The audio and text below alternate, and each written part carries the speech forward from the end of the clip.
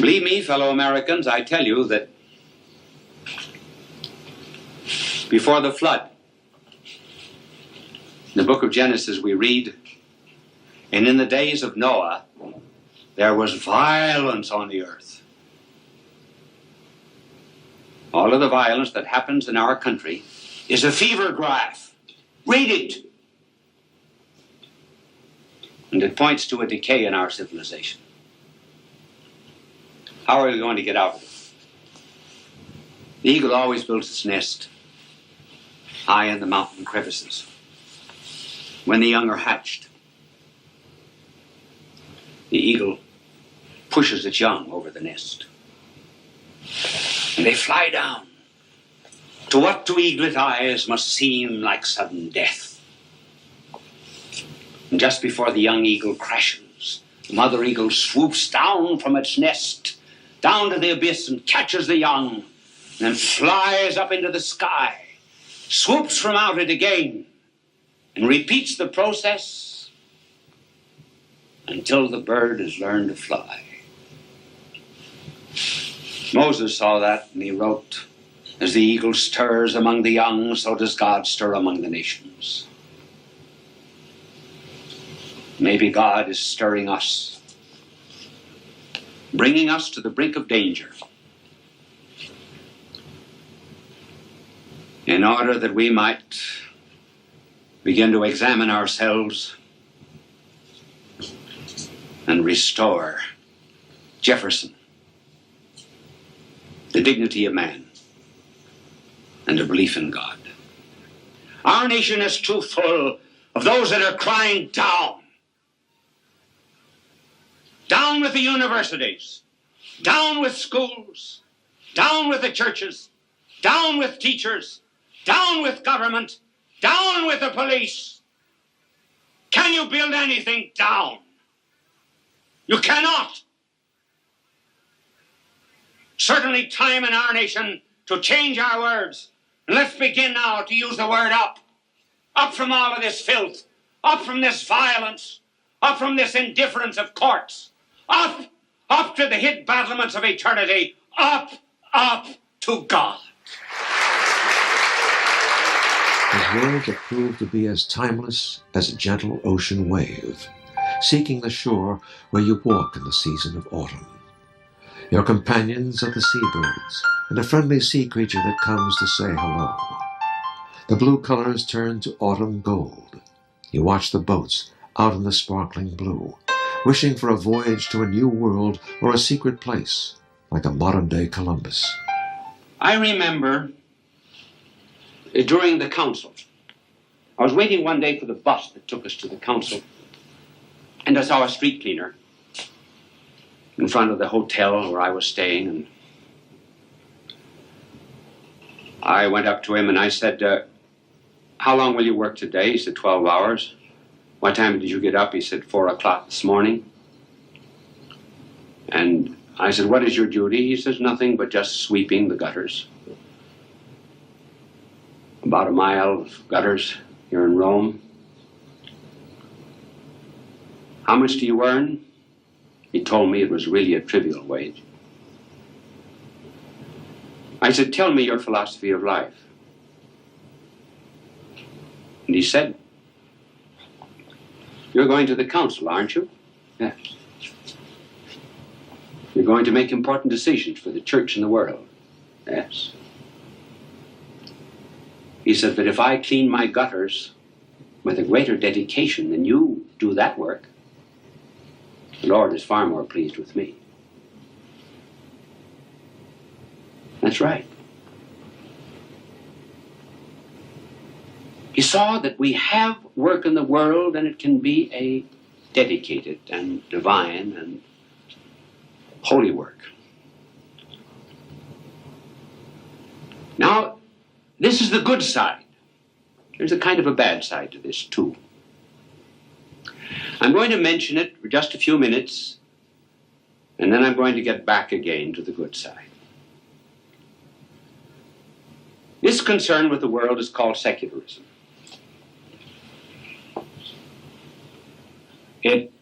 Its bad side is that some would like to do away with the divine and the sacred. We've had a series of thinkers in our day that believe that in order to uphold the world, one has to destroy the divine. That's one of the reasons, incidentally, for the God is dead movement. These poor thinkers believe that in order to make room for the words, you got to get rid of God.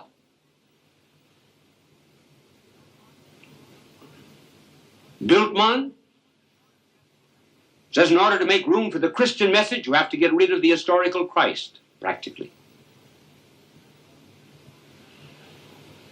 And we have the author of Secular City. He practically identifies the secular city and the kingdom of God. And even in the field of religion itself, today the holy are on the defensive. This world spirit has gotten hold of us to such an extent that many do not like the holy. I may tell you that it's gotten so bad that when any of you people see us priests on our knees, you ask us if we lost our contact lenses. Well, that's enough of that. In the season of spring, we celebrate Mother's Day, a day of flowers and love and faith. We remember the words of Mary at the Annunciation when the angel Gabriel told her she was with child. I am the servant of the Lord. Be it done unto me according to thy word. In the book of Psalms we read that children are a gift from God. But in the book of life we know that mothers are the real gift. They are the poetry and love of our lives. And love can be a many splendid thing. And he wrote, I fear to love thee, sweet, because love's the ambassador of loss.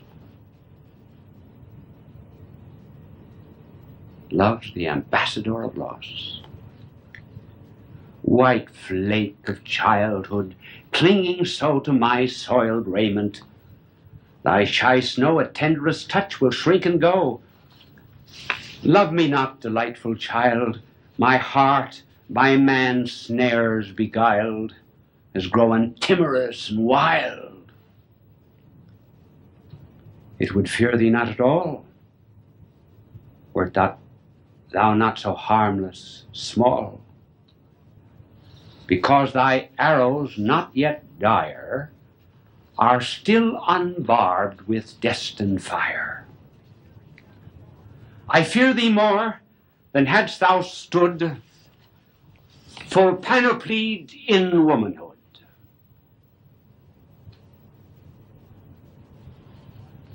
All the while, he's being haunted by something. And I told you of that poem of haunting. I gave it to you one year, The Hound of Heaven, that he wrote. He went back again to dope.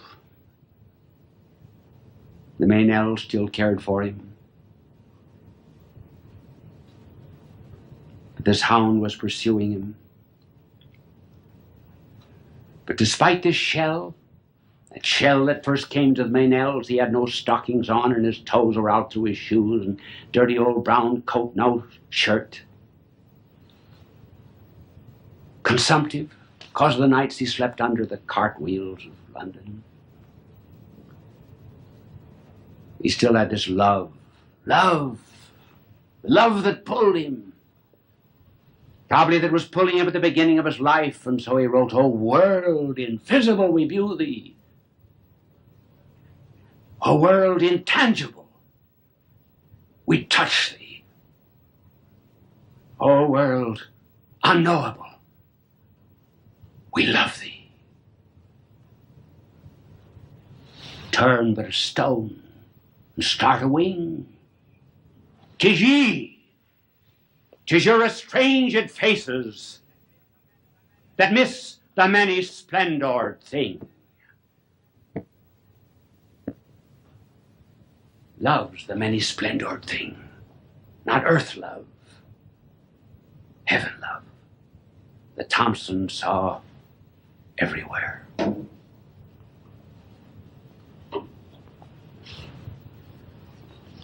And haunted by that love, he went finally to his reward. And one day, while in London, I went out to Kensal Green Cemetery.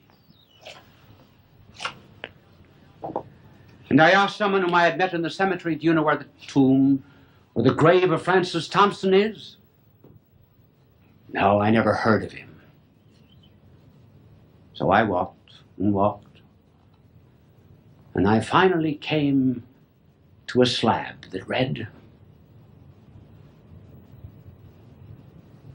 Francis Thompson, 1859, 1907. And then there came a line, an unforgettable line that drew one back to all of his loves of childhood. And that last line on the tombstone was, look for me in the nurseries of heaven. Love's a many splendor thing.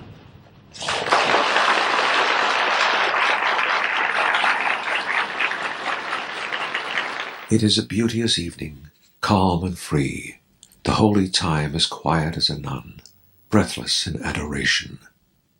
The broad sun is sinking down in its tranquility. The gentleness of heaven broods o'er the sea.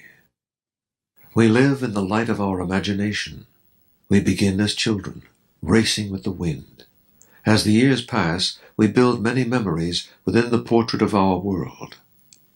It is a journey well traveled, for to experience faith, hope, and love is to have lived, to have used our time well, on this pilgrimage back to a place we never left. Bishop Sheen's message, The Ages of Man. Did you hear the announcement of the subject tonight? It's on the ages of man. Now, there are various ways of treating the subject. One of the light ways, of course, is there are 3 ages. There's youth, there's middle age, and my, you do look wonderful.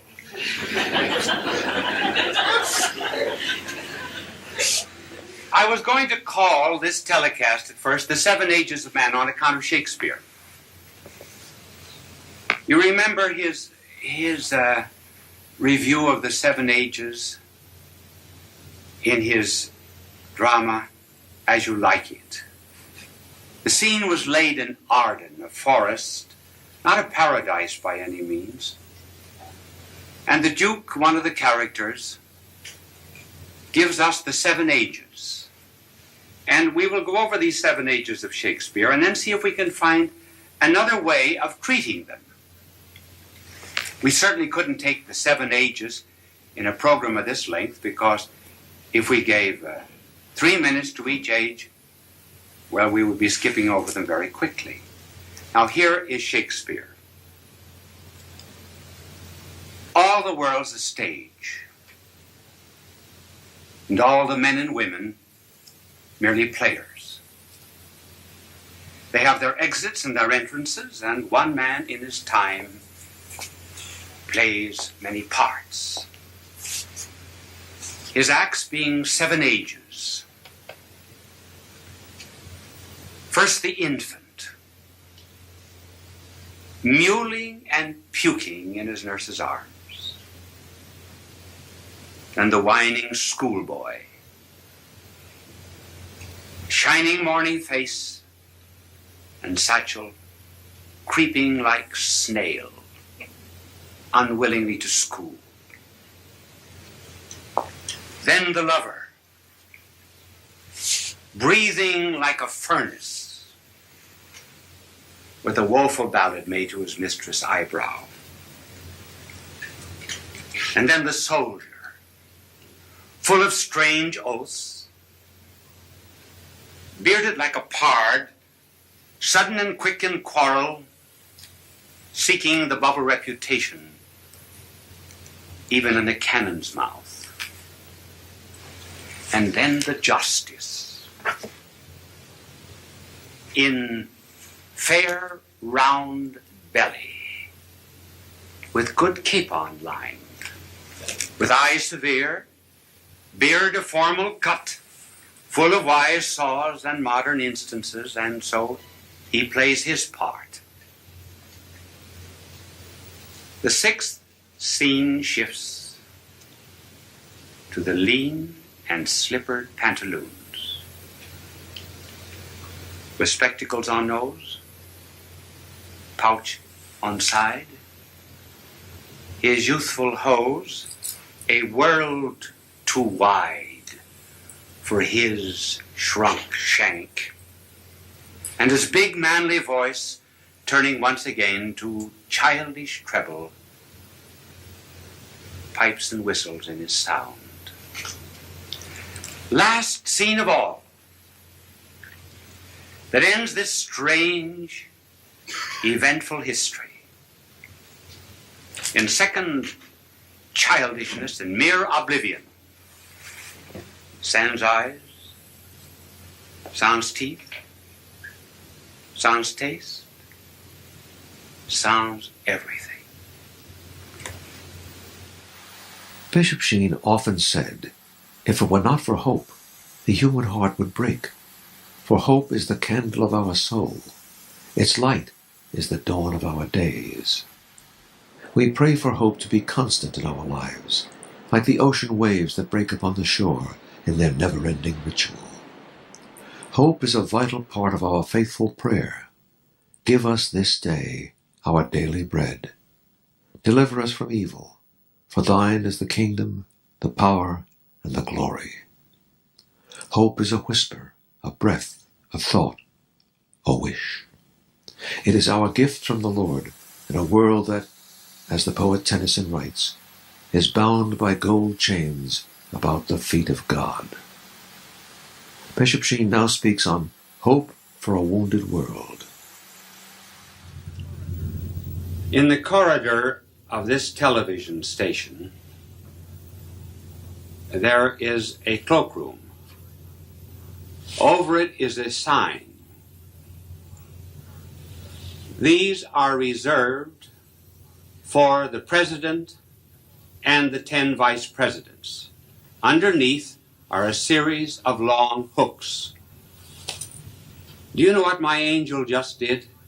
He put a sign underneath, said you can also hang coats and hats on these.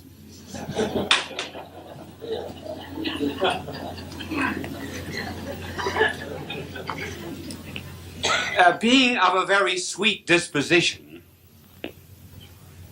the angel is put in charge of these flowers that you see. He was a little slow in getting them out today.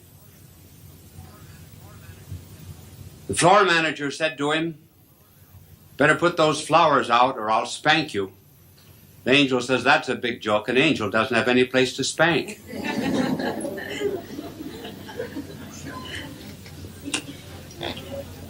Well, this is a telecast on hope. And the reason we've chosen this subject is because there seems to be so much despair in the world. And we will take as despairing a look as one can and then extract hope. You remember the old legend of Pandora's box? Pandora opened a box, and death, disease, destruction, economic chaos, leprosy, fears all came out, and she barely slammed the lid on the box. Otherwise, hope would have got out. Hope was the only thing that was left in the box, to indicate that there's some hope even amidst all the evils of the world. G.F. Watts did a painting of hope. And in it, he pictured a beautiful lady, but blindfolded. seated on a solitary planet whirling around into space. And she had before a harp. But the harp had only one string. And she was drawing a melody out of that one string. That is hope. Now, because we're going to show the real basis of hope, let us picture what the world thinks of despair, and we're going to give the three wombs and origins of modern despair. And I will perhaps leave these on the board and then come back to them every now and then. In other words, what makes modern despair? Well, first thing is God is dead. In other words, we have nothing left in this world except the world itself. If there's any hope, it's technology and science. Maybe if we just give enough time, technology may be able to take care of all of our diseases. There'll be no more poverty. But there's no such thing as guilt or sin. We have only to deal with social issues. This is one of the despairing pictures of the modern world. And the second is violence, which disturbs us all. Now, out of all of the many facets of violence that we could choose, we're just going to choose one phase of violence, and that will be modern wars. Now, what is terrible about modern wars is that they involve less and less the soldiers who fight. They touch more and more the civilians. The sea is calm tonight. The tide is full. The moon lies fair upon the straits. Words from the English poet Matthew Arnold. A stream of water creates its own pathway, a spiraling journey, past many places, always moving toward the sea. It is like our human journey. We seek the fulfillment of inner needs that only our soul and God know about. We look for our pathway. After his baptism by John, two men asked Jesus, "Where do you live?" Jesus answered, "Come and see." It is an invitation that we should accept.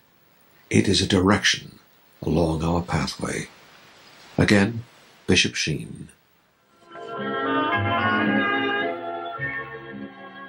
And before we start talking about neurotics, may I tell you that this morning I was crossing Fifth Avenue at about 38th Street, and there was a mother with a little girl, about 4 years of age, out in the middle of the street. It was a New York cop, John Flanagan, directing traffic. And the little girl said to his mother, "Mummy, was that policeman ever a baby?" And the mother said, "Yes."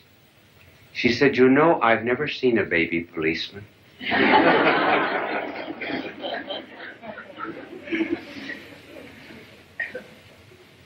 Apropos of neurotics, there was a mother who brought her child to a psychiatrist. And she said, "I don't know why he's insecure. Everyone else in the neighborhood is." Which brings up the question, are we more neurotic on these days? Now, there are two answers. We're going to consider both. One answer is, well, we're not more neurotic. There have always been, well, psychotics and neurotics. Take, for example, very famous people have done queer things. The poet Percy Bysshe Shelley, for example, had a passion for building paper boats. He would float them in the bathtub. And one day he didn't have any paper, and he made a boat out of a 50-pound bill. Spinoza, the philosopher, you know what he was fond of doing? He was fond of catching spiders and matching them one against another and watching them fight. Petavius used to get up from his chair at the end of every second hour of work and spin it around 10 times, then sit down and work for another 2 hours. But those who hold that we are not more neurotic today than before use such arguments as these. First of all, in 1853, there was a work, just think, 1853, a work published, The Great Disease of Our Times, Neuroses, work by Weinecke. The University of Tübingen in Germany made a study of neuroses and came to the conclusion that we are not more neurotic. It is only the symptoms that have changed. If you want a real good philosophy along these lines, read Viktor, V-I-K-T-O-R, Viktor Frankl, F-R-A-N-K-L, a Jewish psychiatrist of the University of Vienna, who has given us psychology called logotherapy, L-O-G-O, G-H-E-R-A-P-Y. Anything of his is worth reading. Man who went through concentration camps, suffered under the Nazis, suffered under the communists. And he came out of it all saying that he survived simply because he realized that life had a meaning. He told me not very long ago, when I had dinner with him,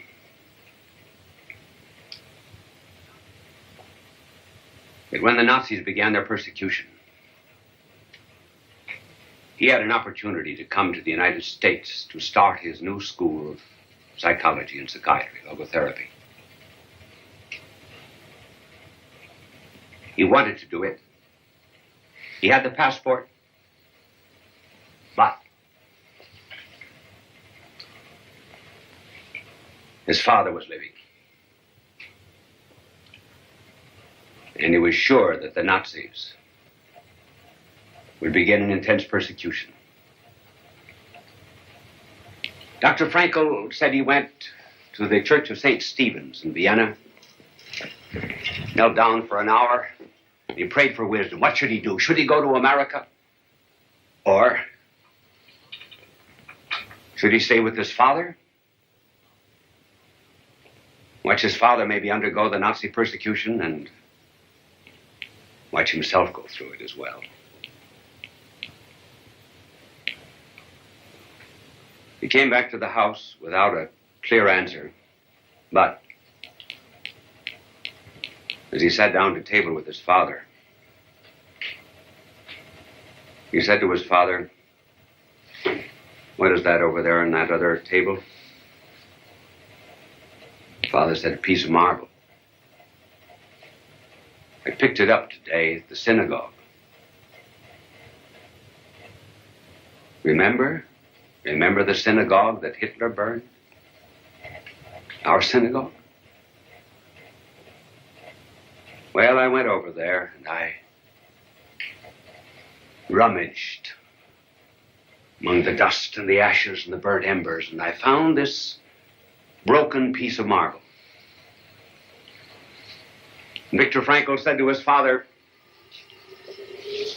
"Did you ever try to figure out what it was?" "No," he said, "I haven't." Well, he said, "Let's look at it." It was in Hebrew. First 3 letters of one of the commandments.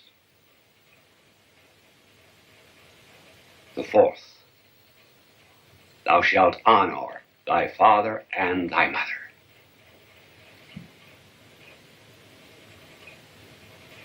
That was the answer Viktor Frankl wanted. And that night he had a dream. And in that dream he saw tens of thousands of his fellow Jews going into laboratories and into furnaces to be burned, and he willed to stay.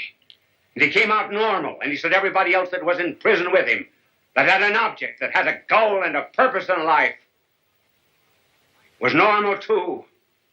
Life is not just made up by experiences that are intense, but experiences that are intense in relationship to an object. This is gold, this is happiness, this is joy. The scriptures tell us, with God, all things are possible. Also, our faith can move mountains. Faith is a wellspring of wisdom that flows within our spirit. In this portrait of God's beauty, our faith must be taller than the tallest tree. It should reach above and beyond the highest snow peaks. Our faith is God's best gift to us. It is salvation. It is peace. It is truth. Jesus tells us we must have the faith of children to enter the kingdom of heaven. Jesus touched people as he healed them, and as many as touched him, he made whole. Bishop Sheen adds that faith is a mystery, but it can be found in something as simple as the touch of your hand.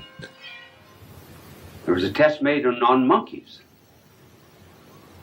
in which young monkeys that were born were divided into two classes. And one little group of little monkeys had nobody to care for them at all. And the other group of monkeys were given a mechanical mother monkey. And this mechanical mother monkey was electrically heated. And when a monkey would jump up in its arms, the arms would mechanically move and embrace the little one. What happened? All of the little monkeys that had this mechanical mother and were warmed by its seeming affection became normal monkeys. But those other monkeys, I wish we had Bert Lauer here to say it, became the craziest of all monkeys. Because they lack love. Why are many young people today aggressive? They're aggressive because they've never received love. A study made of juvenile delinquents in England proved that the delinquents that came from divorced parents, or there was no love of father and mother, were guilty of the most serious crimes and also repeated their crimes more than the others. So the touch of the hand, then, brings us not only in communion with those that are in need of love, but it also infects them with our goodness and our kindness and our mercy. And I have 2 minutes and 11 seconds to go. Now I had another point to tell you, and I know this is the one now that'll make you curious because I'm not telling it to you. I don't have time. I can't start it. And so the problem is, you see on television, what do you do in 2 hours, in 2 minutes, and or 1 minute and 58 seconds? You get very nervous, and you say, oh, what am I going to do at the time? But we'll save the other point for you. I merely want now to suggest to you that the problem of race and class will be solved in part by settling our abstract questions of rights, but it will be settled practically and concretely by love. And the burden of love falls on those who have. After all,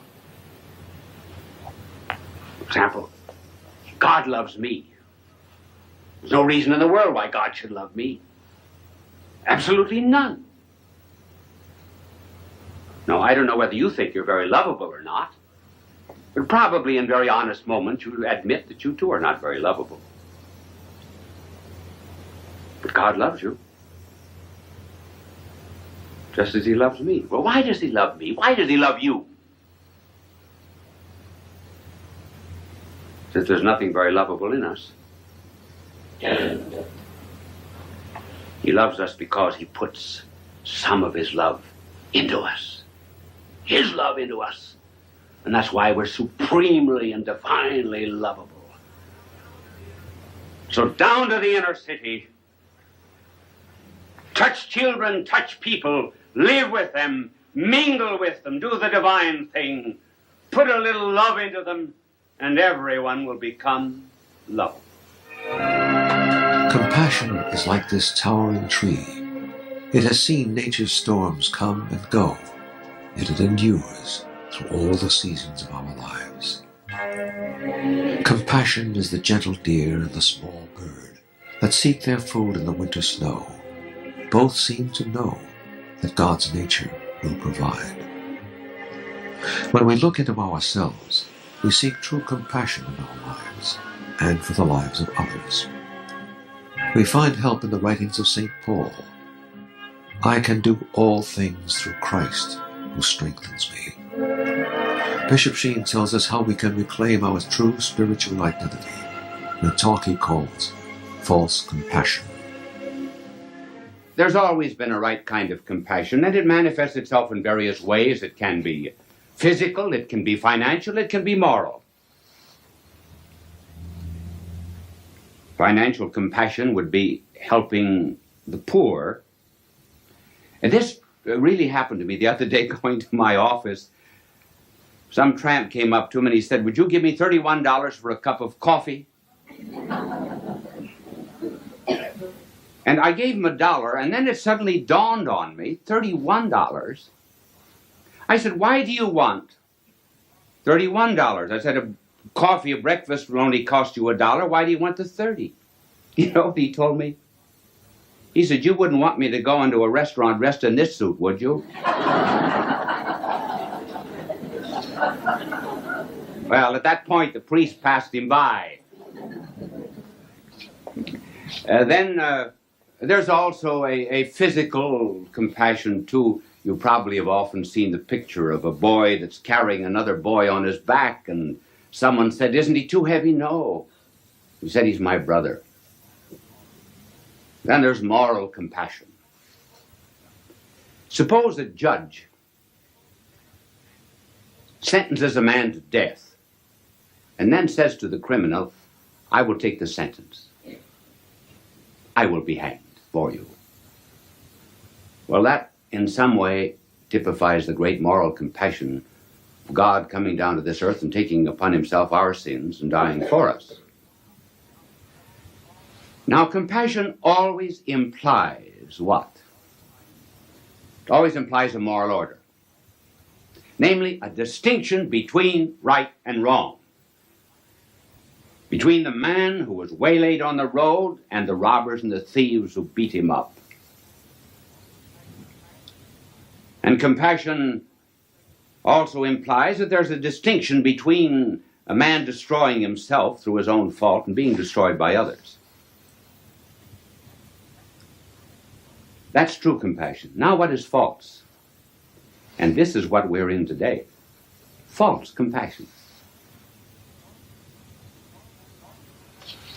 False compassion, which is gradually growing in this country, is a pity that is shown not to the mugged, but to the mugger.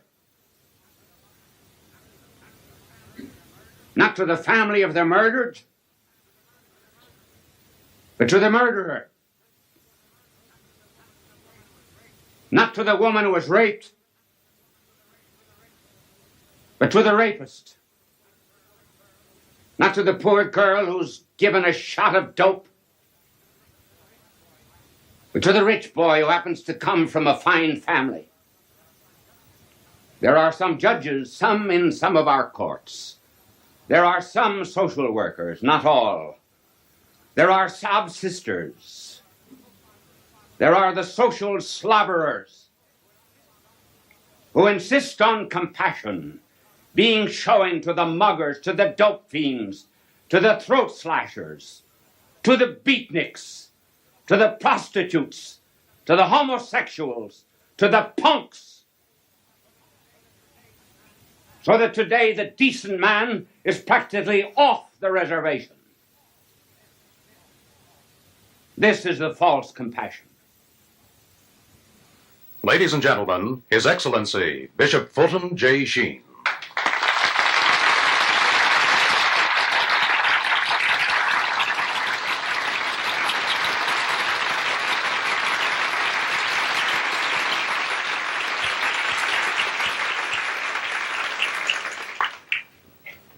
Friends, as I stood back there in the wings waiting for the cue to come on, there came to me a recollection of a priest in Washington, D.C., a very short man, and whenever he got into the pulpit, he always had to stand on a little stool. And the particular gospel that he was reading this Sunday was, "A little while you see me, and a little while you will not see me," and he fell off the stool.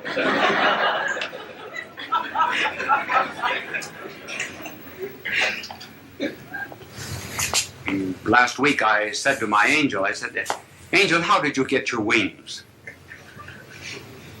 Well, he said, "I am not going to tell you how I got my wings, but I will tell you how a bird got its wings." And this is what my angel said. He said, God gave birds plumage and song, but no wings. And on either side of each bird, he put a burden, cross, a care. And he said, love these burdens, cares, love them. And the birds did love them. And they loved them not through commandment, they loved them with all their heart. They pressed these cares more and more to their heart. And finally, the burdens became wings. And that's how the birds learned to fly. And the angel said, so that's how I got my wings. I learned to care. Ladies and gentlemen, His Excellency Bishop Fulton J.Sheen.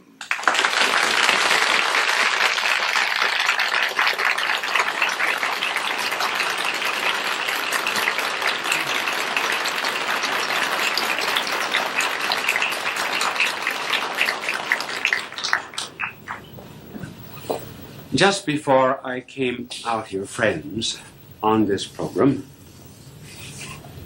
the program director up in the booth shouted down that the third candle on the right was crooked. So he asked the angel to come and straighten it, which the angel did because the angel hates anything that is crooked. But as he was straightening the candle, there came back to my mind the memory of an old monseñor in St. Louis. He came out one morning for Mass and found 4 candles lighted. He should have had only 2 for a low Mass, and he called the altar boy and he said, who told you to light 4 candles? The altar boy says, Mrs. McEntee.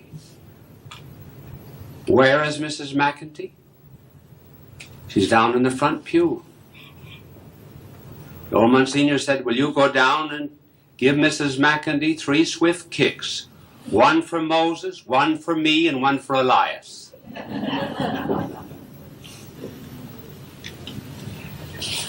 You have the title.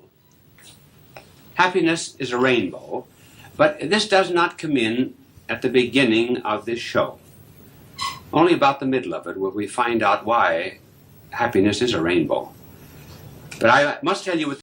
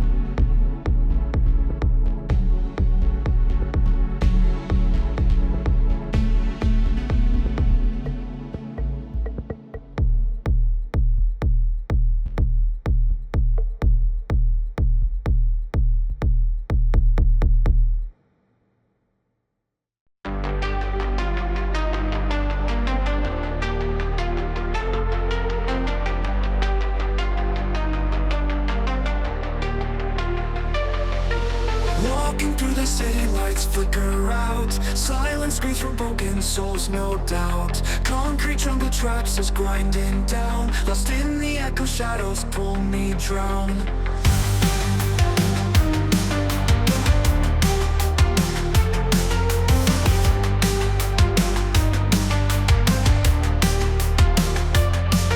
Streetlights buzzing, whispers in the dark. Neon shadows glowing, leaving marks. Pavement breathes out stories old and cold. Past and future twisting, all unfold. We are lost in neon nightmares. Ghosts of dreams, electric flares. Running fast but going nowhere. In the maze we live in despair.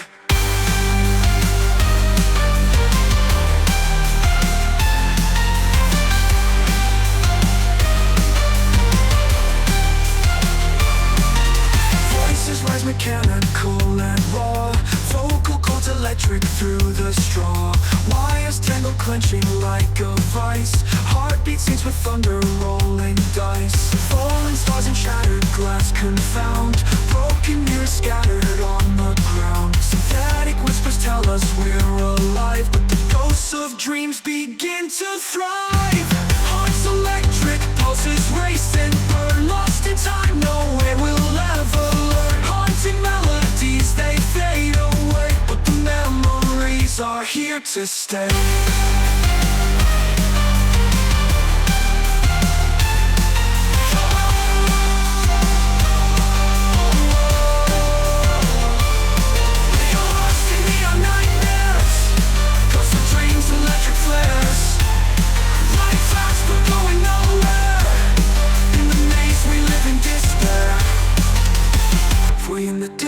A flicker of light, a single star cuts through the endless night.